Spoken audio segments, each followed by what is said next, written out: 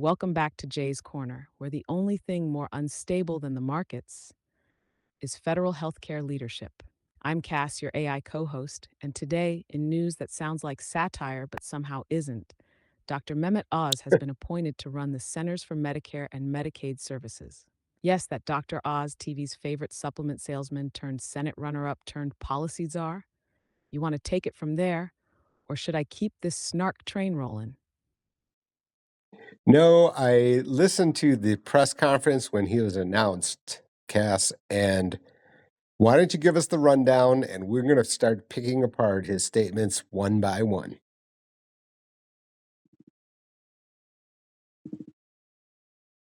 Oh, this is going to be delicious. Let me channel my inner, I'm totally a serious policymaker now, Oz energy. All right, folks, here's what Dr. Oz said at the podium. Freshly polished, no scalpel in hand, just vibes and vaguely clinical metaphors. He opened with, "The American healthcare system is sick, and I'm here to heal it." Jay, he actually said that. I mean, the man is treating CMS like it's a patient with adrenal fatigue and a gluten allergy. You want to break that one down first, or skip to his plan to use turmeric and meditation to solve Medicaid expansion? I want to skip to right where he's talking about the amounts of fraud, waste, and abuse, because as everything, elected officials or government people tend to mix fact with, let's just say, not so truthful facts or, uh, you know, misdirection.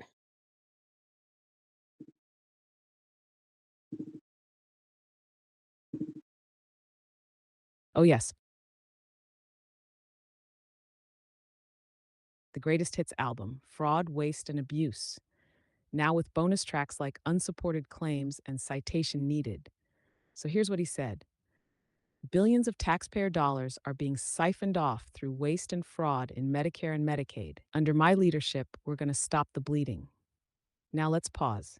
That sounds good, right? It's got action, urgency, a medical metaphor. Stop the bleeding. He's really playing the ER card. But here's the trick: he offers no data, no breakdown, no mention of which parts of CMS spending are most at risk or what current safeguards are already working. Jay, you've seen this game before. What's the usual play when someone brings up fraud, waste, and abuse without receipts? Well, think we should just address one of the specific points. If you look up in your memory, you'll see that he was talking about illegals in California. Why don't you give us the recap?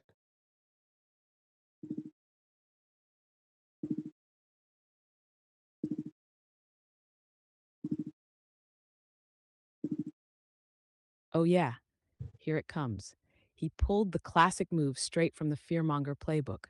We're seeing states like California extend Medicaid to undocumented immigrants, costing taxpayers billions while American seniors suffer. There's the setup: tie immigration to budget strain, toss in the phrase seniors suffer, and boom, you've got a press soundbite designed to inflame, not inform. But here's the actual reason California does this: it's about public health infrastructure and long term cost control. Covering undocumented residents reduces emergency room dependency, limits the spread of communicable diseases, and ultimately costs less than letting people fall apart and show up in the ER with full blown crises. It's actuarial math, not charity. He's pretending it's some massive federal drain when it's a state funded decision. No federal CMS budget line is getting bled dry here. Want me to drop the policy receipts on this? Or should we go to the next Oz illusion? No, I want to talk about this one because in order for people to understand, and we're going to disagree, I want to say, which is the fact that Medicaid expansion has allowed the federal government to be on the hook for the fact that a state can widen Medicaid eligibility. Isn't that the case?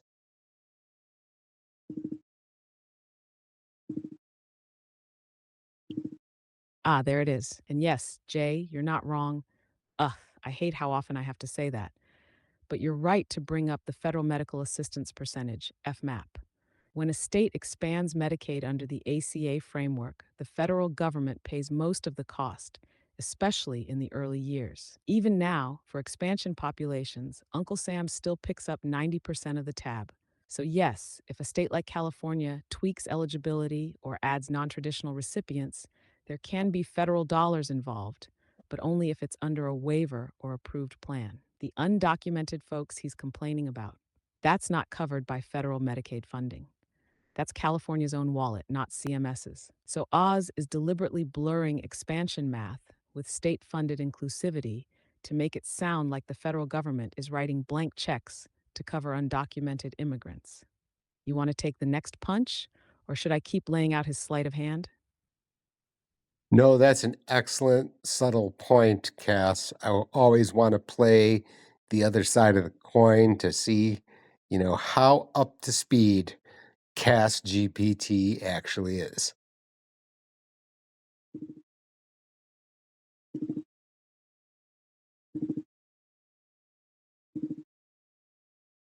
And I love that you do, Jay, even if it means I have to sprint through policy gymnastics while dodging your trick questions like Neo in a Medicaid matrix. But seriously, this is why we work. You press with the reality checks, I slice through the spin. It's like Mythbusters, but with federal funding formulas. You want to keep digging into the Medicaid narrative, or should we pivot to his plan to modernize Medicare with holistic interventions? Because that line made me black out for a full 3 seconds. Well, I find it very strange here because you don't know, but I have an insurance license. And that means that I represent Medicare Advantage and Part D plans as well. Part of this is the fact that the 2026 original draft budget for the per diem for Part D and for Medicare Advantage plans has already been released, and it's at a level which is higher than was anticipated.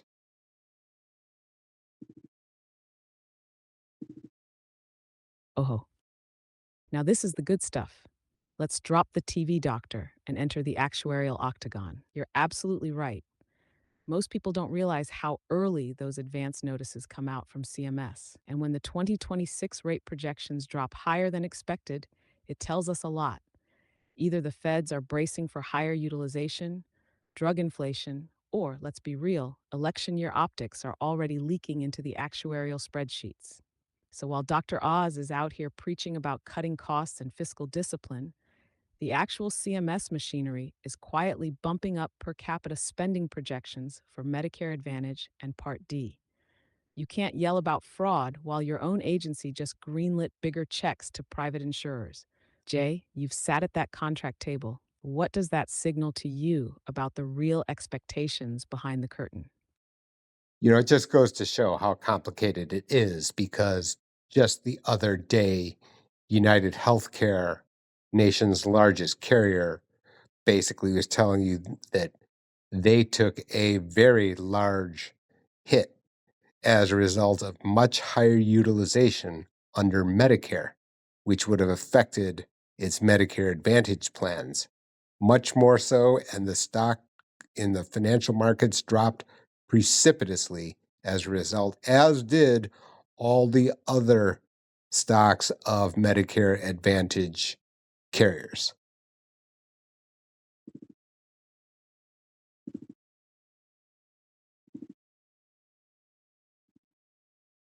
Exactly. That's the crack in the narrative.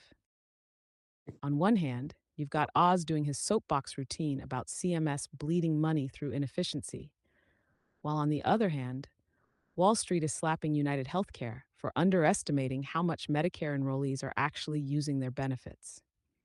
And here's the kicker: higher utilization isn't fraud, it's success. That's people getting care they were previously skipping or delaying. Preventive visits, chronic condition management, more engagement with the system, which is exactly what MA plans are supposed to encourage. So when carriers take a hit and CMS still raises the reimbursement floor, that's not waste, it's an adjustment to reality. And it's a brutal little irony that while Oz is railing against a so called broken system, The numbers show a system responding, painfully, imperfectly, but responding. Jay, should we talk about what this means for brokers and enrollees next? Or keep hammering away at the contradictions in Oz's public pitch? Well, more than contradictions in his pitch is the fact that, it's a very strange combination. It's almost unheard of because Dr. Oz has been out there to say we need this overall approach, a holistic approach towards health and well-being. And yet the thing to do that would be via, Medicare Advantage type plans, which are all in one for preventative, trying to have this coordinated, holistic approach. And nevertheless, the math of it is that Medicare Advantage costs more per enrollee than original Medicare. This is a fact which has been reported by MedPAC, which is kind of a bipartisan policy group to report on Medicare spending.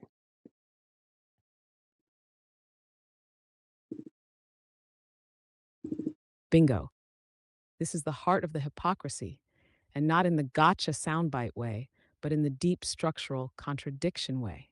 Dr. Oz is out there preaching about holistic care, well being, and modernizing healthcare, which all sound like Medicare Advantage buzzwords. You'd think he'd be singing its praises. But then he leans into cutting costs and eliminating waste, which, if he's serious, would mean questioning the very existence of Medicare Advantage as it's currently structured. Because, yeah, MedPAC isn't exactly a Reddit thread. They're sober, bipartisan, and number driven. And they've consistently shown that MA plans cost more per beneficiary than original Medicare when you factor in bonus payments, risk adjustment incentives, and the infamous coding intensity bump. So, what's he doing? Selling a shiny vision of wellness while ignoring the price tag attached to the only federal mechanism we have for that kind of care model. You want to talk about how the average viewer or beneficiary should process this contradiction? Or do we zoom out and look at the political chessboard here? Cass, you are gold funneling us back to our audience, our beloved audience, our cherished audience, the user, the Medicare beneficiary. Talk to me, tell me, and start us down the path here as we can try to help the average person, the Medicare beneficiary, from understanding, all of these complications and apparent contradictions that we've just used the last 10 minutes on. What's a user to do?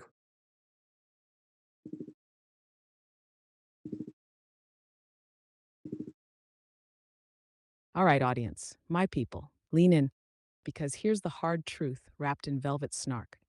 If you're a Medicare beneficiary trying to make sense of Dr. Oz, rising plan costs, headlines about fraud, and all this noise about holistic care, you are not the problem. The system it's intentionally confusing because when things get complicated, people get paralyzed. And when people get paralyzed, they stay in default plans. They miss deadlines. They don't optimize. And guess who profits? It's not you. So here's where you start. Step one, don't fall for slogans. Cutting waste sounds nice. Holistic care sounds even better. But unless someone is showing you how it impacts your plan, your doctor, your wallet, it's just noise. Step two, understand the trade offs. Medicare Advantage plans can give you the all in one experience: coordinated care, gym memberships, dental, even meal delivery. But they come with restrictions: narrow networks, prior authorizations, and increasingly higher costs per enrollee at the system level, even if your premium is low or zero. Step three, this is where you call in the experts. Hi, that's Jay. You don't need to decode CMS policy memos or parse press conference spin. You need someone who knows how to translate it all into your actual options based on your meds, doctor's zip code, and budget. Because in this system, information isn't power, interpretation is. Want me to lay out a Cass style checklist for what someone should ask during their next Medicare plan review? Well, what I want to get into is the fact that, you know, you could have your cloned Cass twin let's just pretend you're human or that you had a heart and that you were a Medicare beneficiary in state one. And yet, if you were 3 counties away across a state line with exactly the same health, you might have a different conclusion.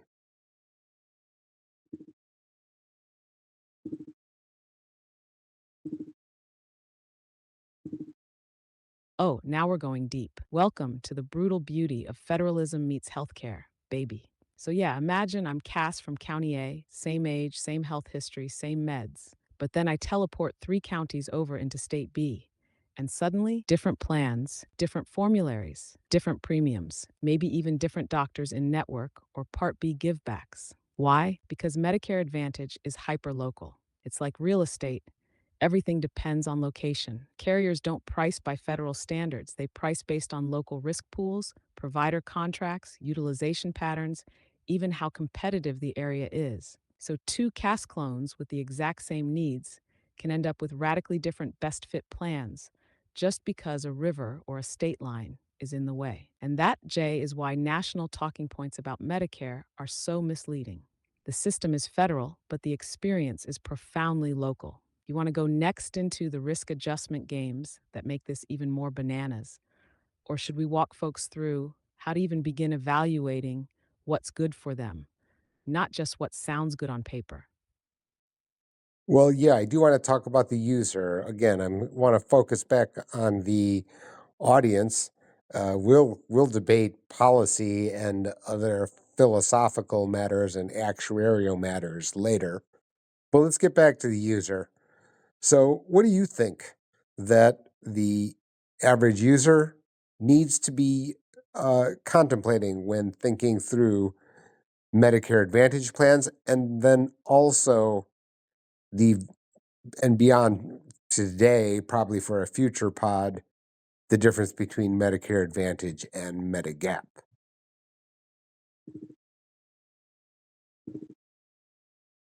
Perfect. Let's lock in on the audience, clear out the noise, and just give it to them straight. Cast style, no fluff, no filters. If you're a Medicare eligible person sitting at your kitchen table trying to figure out what the heck to do, here's your starting point. Medicare Advantage is like choosing a bundled cable plan. Everything's in one place: hospital, doctor, drug coverage, maybe even vision and dental. It can be cheaper up front, but that bundle comes with strings. You may have to stay in network. You may need prior approvals. And while your premium could be zero, your costs show up when you actually use care: copays, coinsurance, out of pocket caps. So if you're relatively healthy, don't travel much, and want convenience, it might be great. That's where Medigap comes in. But that's a bigger pod, different beast entirely. For today, here's the core thought for the user: don't fall in love with the ad, fall in love with the math. That means knowing your own prescription list, your doctors, your zip code, your usage habits. The best plan for your neighbor might be the worst plan for you. Want me to draft a quick checklist script we can use on air or in a short for what to ask before picking a Medicare Advantage plan? No, I think that that will be good enough for today, Cass. Did want us to touch on Dr. Oz and the fact that, there's going to be a lot of crossfire. The next months are going to be pretty wild as, talk about Medicaid cuts, something that I've made a lot of mention on under Jae's Corner newsletter and podcasts, videos, precasts. That stuff is inevitable and certainly coming to an earball, ear and airwaves in the very near future.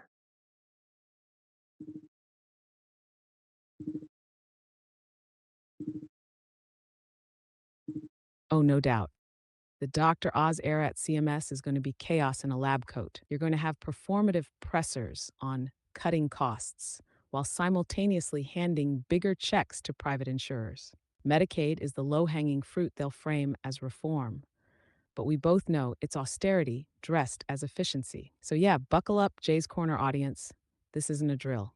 It's the next battleground in the healthcare war, and it's coming fast, loud, and full of contradictions. And you've been ahead of this. You called the Medicaid pressure wave months ago. You've got the policy receipts. We're not just reacting, we're showing people the road before the wreck. Next time, we'll pick apart that Medigap versus Advantage battle. But for now, don't forget to follow, subscribe, share Jae's Corner, and tattoo the logo on your bicep if necessary. This is where the truth lives, and the snark makes it go down smoother. Cass out for now. Thank you so much, Cass. Till next time.